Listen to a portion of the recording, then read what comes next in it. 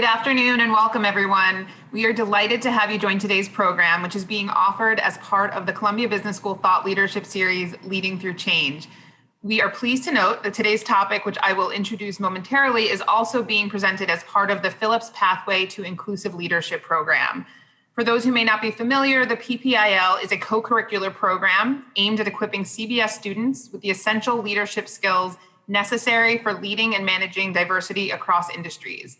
So to the MBA students who are in attendance today, welcome, and please be sure to virtually check in using the link kiosk that will be provided to you in the chat box below. Now, I am very pleased to introduce today's program and our featured speaker. Michael Slepian is the Sanford C. Bernstein Co. Associate Professor of Leadership and Ethics at Columbia Business School. He received his PhD from Tufts University and studies the psychological effects of secrecy, trust, and social connections. He has authored more than 50 articles on these topics, and his research has been covered widely, including in the New York Times, The Atlantic, BBC, NPR, The New Yorker, The Economist, and many others. He is a recipient of the APS Rising Star Award, an elected fellow of the Society for Experimental Social Psychology, and has received funding from the National Science Foundation for his work on trust. I am delighted to welcome Professor Slepian to discuss the topic of building connections with others, both at the individual and organizational level today. One quick piece of housekeeping before we get started. Questions are encouraged, but should be directed to the Q&A box at the bottom of your screen. The chat will not be monitored throughout the program today. So I hope everyone enjoys, and I will turn that over to our speaker now. Thank you. Everyone, I'm excited to share with you my research today through this lens of thinking about how we can increase our connections with others. And so now is an interesting time to be thinking about these questions because our many modes of connecting with each other and working together are changing. And I think this is the perfect opportunity for us to rethink the ways we connect with other people and also how we can do better. Where I come into this is I study obstacles to social connection and inclusion. Everyday situations, including the everyday situations that make us feel like we don't belong, the everyday conversations in the workplace that make people feel uncomfortable, and primarily, this is my main research interest, the consequences of secrecy, and essentially when we feel like we can't be our authentic selves. And so where we're gonna start in asking these questions is this idea of everyday identity threats. That is, what we're studying is these contexts where just everyday situations, whether it's something someone said or a question that someone asked you, makes salient a conflict between your current context and a marginalized identity that you might have. And so in this research, we've been asking, what is universal about every identity threat? And this question of sort of universality will appear throughout this session. As in, we know that, of course, your social context, your social identity, your background, all these things will determine sort of differences in how we experience identity threats, whether it's race or gender or sexual orientation, or culture. But what we're going to talk about is sort of what are the universal experiences of identity threat across diverse identities.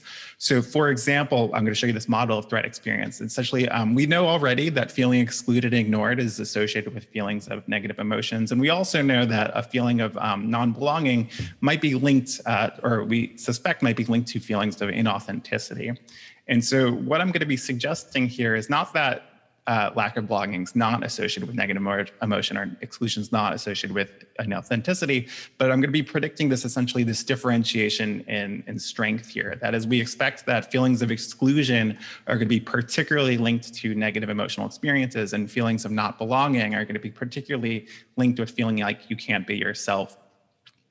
And what we're trying to do here is distinguish between belonging and inclusion, which are terms that are usually thrown together, and yet we're going to suggest that these are different things, and we need to understand these differences to understand how to make people feel like they fit in.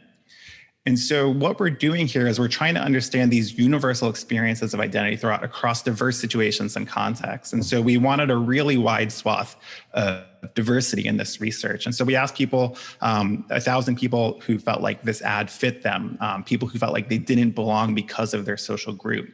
And so what I'm showing you here is just asking this kind of question and letting diversity be as diverse as that truly is, we can see a large diversity of our participants, far more than we ever see in other studies. And so, in other studies looking at this question of how to help people feel like they fit in, they typically study one context at a time, whether it's race or whether it's gender or whether it's English as a second language or whether it's socioeconomic background. But we're going to actually let that diversity exist and understand across the different ways in which people feel like they don't fit in, what's a universal experience across these situations. And so we asked people, we found these 30 everyday situations that people across diverse situations felt like they could have the potential to not fit in. For example, in this past week, have you been in a situation where you felt like you didn't fit in because people were talking about travel or summer plans? Someone asked about where you're from. Someone was making jokes about your group. Someone assumed a stereotype applies to you or you were being discriminated against. And so we have this list of 30 situations here. And so, for example, here we can see some things do vary by group. So, for example, if you're looking at this dark blue square right here, you'll see that particularly for folks that are low SES, they feel a little uncomfortable when people around them are talking about travel because they can't always participate in that conversation. And so even though there's this diversity of certain contexts being more relevant to certain identities, we're going to generalize across this diversity to ask some questions. We're going to ask people, how much do they feel like they don't belong? How much do they feel like they stick out, this sense of lack of belonging? And separate from that, did you feel excluded in that situation? We also asked people how much they felt like they couldn't be their real self, and also how angry and hurt they felt, these sort of negative emotions that we might care about. And what's so great about this method is we're asking here at 1,000 people, but we're asking these questions per each and every single instance of identity threat that they've recently experienced. And so what we see is our average participant who has at least one marginalized identity, they report 11 of these identity threatening situations in the past week. So people are experiencing 11 identity threats on average per week. And so here with a sample of 1,000 people, we're going to be looking at analyses of approximately 11,000 identity threats recently experienced. And what I want to draw your attention to here is this strong link between feeling like you don't belong and feeling like you can't be your authentic self, and then feeling excluded and negative emotional experiences. And so what we're seeing here is that feelings of belonging and inclusion are two different things. When we feel like we don't belong, we feel like we can't be our real selves. And when we feel like we have not been included, it's more associated with these negative emotions. And so this is going to be an important difference. What I'm going to show you next is we're looking at these outcomes in the workplace context. Again, asking people in the past week, have you been in a situation where something made you feel like you don't fit in? And again, what we're seeing is to the extent you feel like you don't belong, you feel like you can't be your real self. And to the extent you feel not included or excluded, it's associated with these negative emotions. This is going to be important because we know or we suspect that this will be related to workplace commitment. If you feel like you don't belong in your workplace, it's hard to imagine why you'd be very satisfied or committed to that workplace. And indeed, what we see is these experiences across diverse situations and across diverse contexts are related to lower workplace commitment. We also see that these experiences are associated with feelings of loneliness, lower satisfaction with life, and even reports of lower physical health. And so this is a problem. People from diverse contexts, from diverse situations across diverse identities all have the potential to feel like they don't belong. And that might make them feel like they can't be their authentic selves, which we see is associated with loneliness.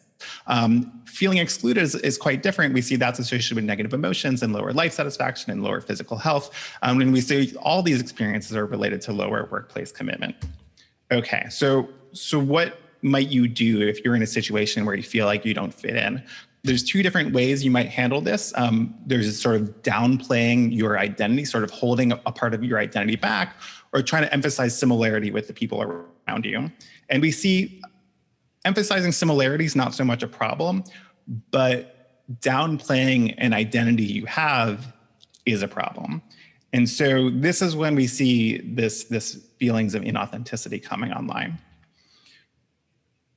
What I want to show you next is this question of how pervasive is this problem? In which conversations do people feel like they have to hold back? And what we see is a diverse set of contexts and conversation topics lead people to feel essentially uncomfortable, both in the workplace and outside of the workplace. And so what I'm showing you here is these are the most common topics that people can feel uncomfortable discussing. Politics, personal issues and problems, discussions of money can make people uncomfortable, discussions of work, religion, family, romantic relationships, and sex. And so what we see is when people are in these situations where they feel uncomfortable, there's essentially two different ways of feeling uncomfortable. There's essentially anxiety, where you feel concerned for your privacy and you're more likely to stay quiet in conversation, or annoyance, where sometimes people are bringing up something that you're worried could create a conflict. And this is associated with being more likely to exit the conversation. We see in looking at 1,000 documents of people describing why they're motivated to avoid certain conversations, such as in the workplace, is there's essentially two different concerns we see coming out here from the data. People are sometimes concerned for their privacy, and then other times they're concerned for creating a conflict. And what we see here is we see that in real live conversations, whether people were approached in Central Park and asked to have a conversation that they felt uncomfortable having, or in bringing strangers together online for an instant message conversation, that the more people are concerned for their privacy, the more anxiety they feel in these conversations, and the more people are concerned for creating a conflict from a difference of opinion, the more they feel annoyed during these conversations. Here's what this looks like in the workplace context. So good news, when we're at work, we are more comfortable talking about work, but we're not necessarily comfortable talking about politics, relationships, anything personal, finances, religion, even family can be an uncomfortable conversation topic. And so things to know about in putting people in these situations is if they're concerned for their privacy, that's actually not so much of a problem. They become a little bit more focused on their self. But when people are concerned for creating a conflict, it's again, we see people are especially feeling concerned about not being able to be their real self. So what are we seeing here? Everyday situations make people feel like they don't belong across diverse identities. This is not a specific social identity problem. Across every single social identity we can think of that might feel marginalized as sometimes, if you don't feel like you belong, you feel like you can't be yourself. And if you feel like you're not being included in the conversation, it's associated with these negative emotions. And I'm going to suggest that this is going to be a problem. And I'm going to show us this looking at a much larger form of holding back. And in these studies so far, we've been looking at what happens when people downplay an identity. But people might hold entire parts of themselves back. If I were giving you an advertisement on secrecy and what it's good for, I would tell you that secrets can help protect our reputation, can help protect our relationships, can help us avoid social exclusion, can help us avoid hurting others. But then I'd also have to really quickly rattle off all the side effects like depression, anxiety, and poor physical health. And so it's really important to understand exactly how secrets have this effect, because a common way to deal with these problems that I've been showing you so far is essentially to hold secrets back from the people around you. These are word clouds showing you people describing 2,000 different secrets. I've separated out here to help us sort of see the different content, the actions versus the nouns and the adjectives. But a really good way to help you understand what are the common secrets people keep is to show you this. We had people code the 2,000 secrets, and we arrived at this set of 38 categories of secrets that people commonly keep. And we know that these are really representative of the common secrets that people keep, because when we show people this list, 97% of people right now at this moment have at least one secret from this list. And the average person right now has concurrently 13 of these 38 categories of secrets. And so what I'm going to show you, these studies where we show people this list and we just simply ask people, which of these are you currently keeping secret? And per each secret that they are currently keeping, we ask additional questions. So here I'm going to show you a bunch of bubbles representing these different categories of secrets. I'm not sure how well you can see it on your screen, but the size of the circle indicates how much people keep that secret to themselves.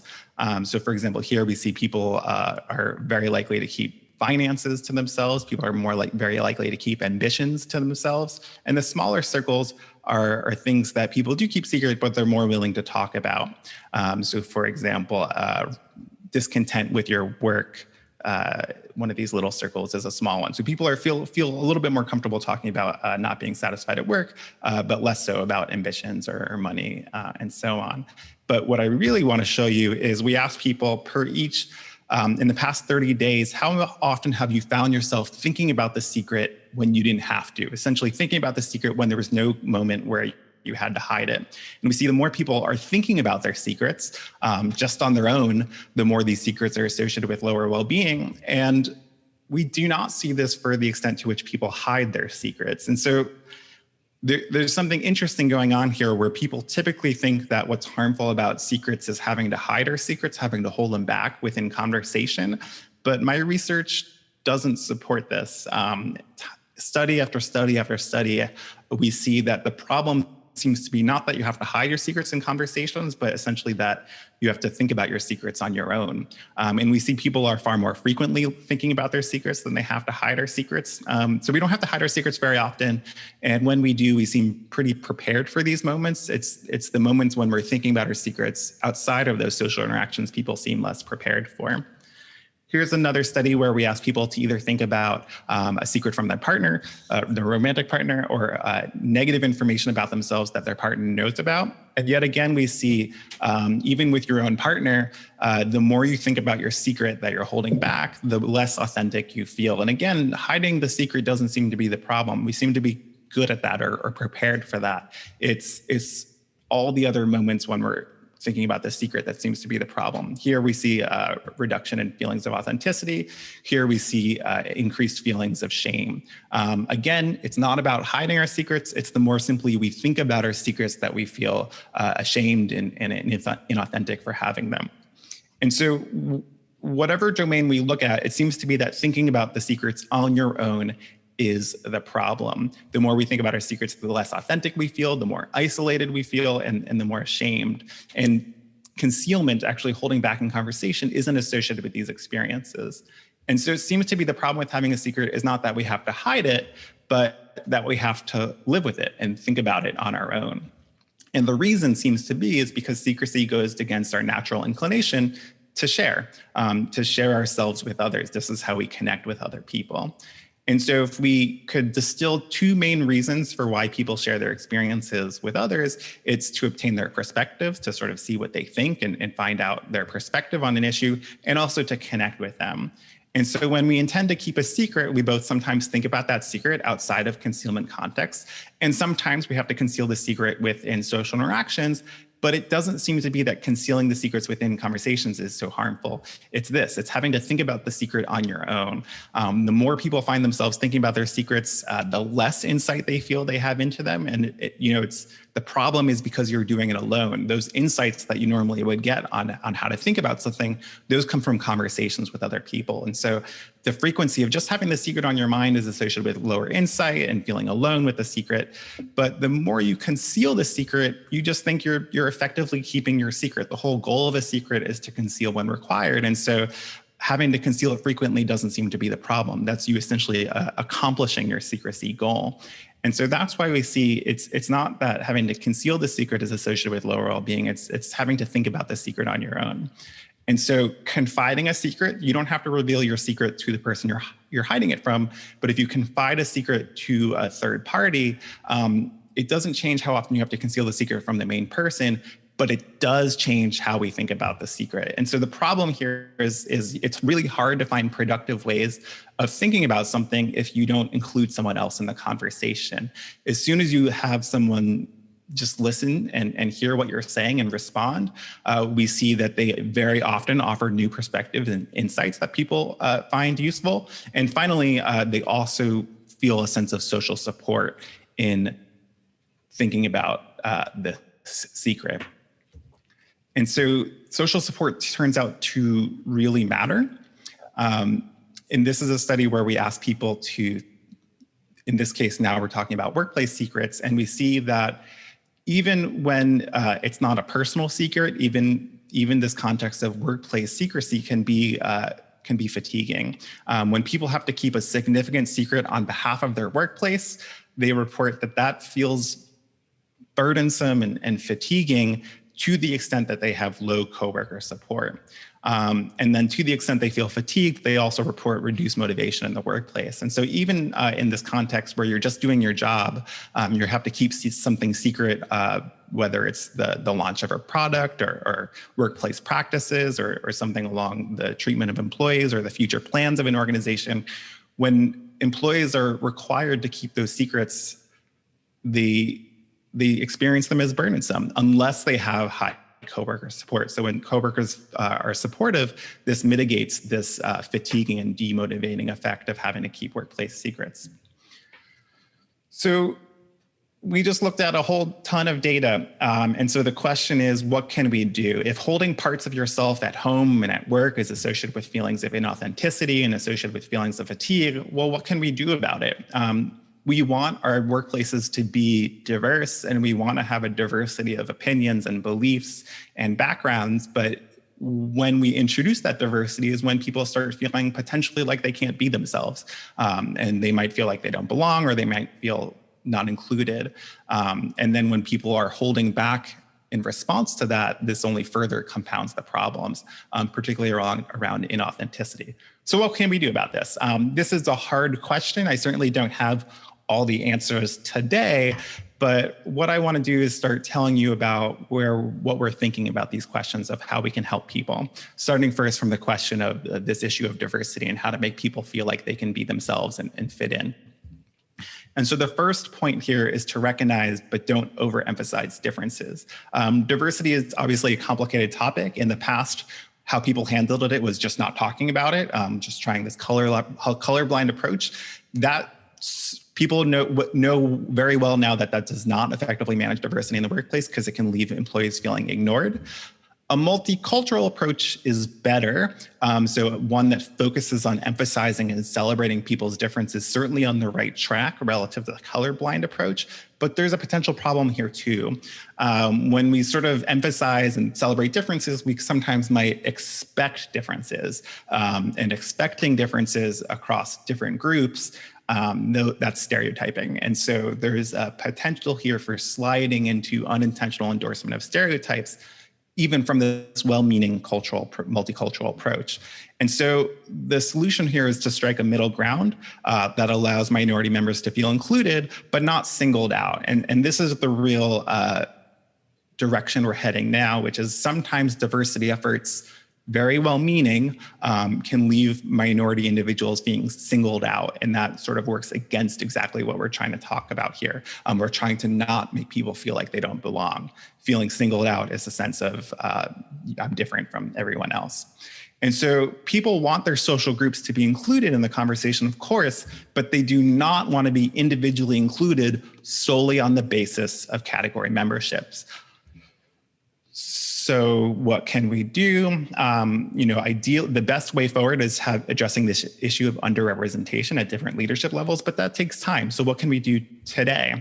Managers today can focus on creating environments that demonstrate a value for individuals from underrepresented backgrounds and demographics, but critically, this task is not something that should be the burden should not be placed on minority members of what this should look like. And that's sort of the temptation, is to sort of find out how individuals who feel like they don't belong and fit in, what can we do to change this? But this is not an issue of only the minority members. This is an issue with the majority members too. This is an issue for everyone.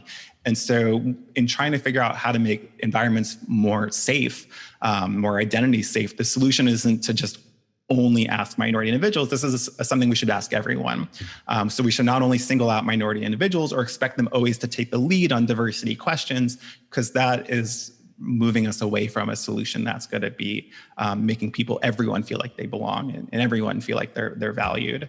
And so what is critical here is feelings of support and being valued in the workplace.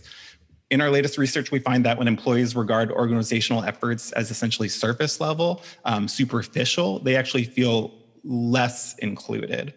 So diversity initiatives that feel like they're singling out minority members actually make people feel less supported. And so the solution is when people feel respected and valued and supported, then they understand diversity efforts in a more beneficial way and understand that people aren't just talking, people actually believe in what they're saying. And so it's critical that support systems are available at the broader organizational level. We see this reduces the burden of workplace secrecy. This also reduces the burden of feeling like you don't fit in. When people feel more valued and supported, these concerns of inauthenticity are reduced a little, not entirely. And so what we're trying to do is we're trying to figure out how to make people feel more comfortable speaking up when they see something that does not feel inclusive. Formal channels are very important in this process, and also giving people the support that they need and having to do things like keep workplace secrets. And then finally, especially as we're trying to take this research and apply it, the framing of inclusion attempts really matters. So when it comes to the organization as a whole, the inclusion should, of course, focus on different social groups and increasing representation. But when it comes to day-to-day inclusion, those should not be focused on the social group. Those should be focused on the individual. Managers should reach out to employees from underrepresented backgrounds, but again, not through this lens of I'm singling you out for having a social identity that's marginalized, but this should instead be framed along the unique experiences of the employee. And the secret essentially to making employees feel included in these inclusion attempts is getting to know them and using that as the basis for your inclusion. And so that's all I have for you. Let's look at these questions. So one of the questions here is about open secrets, and this is a really important question here because one of the most challenging problems about an open secret is if it feels like, well, nobody else is talking about this, then this could be demotivating for someone to speak up about a problem that they see. And so even if the secret is not hidden from everyone, if everyone knows there's some problem with so-and-so, when people aren't talking about it, they might feel like they can't. And so again, this is where these formal channels I was talking about before are critical, allowing people to feel like they can talk about these things in a safe space. So there's another question about sort of initiatives that have worked well, and this is the problem with that kind of, the question about sort of what should we do differently.